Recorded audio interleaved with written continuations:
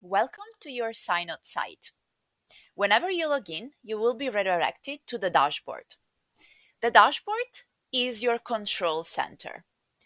We will look at each widget in a future video. Now, let's focus on the left side menu. You will find the SciNote logo or your personal organization logo, depending on your plan. You will then find the menu bar.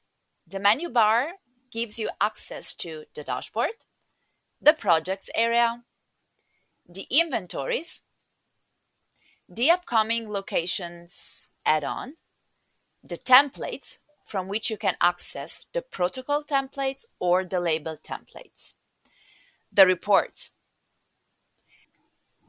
and the activities in which you will see each member activities time-stamped, and you will also be able to select with additional filters. Now, let's focus on the question mark. This is your research center from which you can ask for help, consult our knowledge base, our video tutorials, our courses, or just contact us for additional help. We also created an onboarding tour. So if you're new to SciNote or just would like a refresh, you can click on Learn the Basics Part 1 or 2. Now, let's navigate to the top right of your screen where you have these three icons.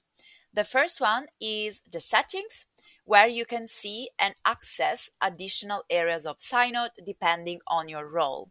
So, for example, if you are an admin, you can access the member or the organization tab and the system blog.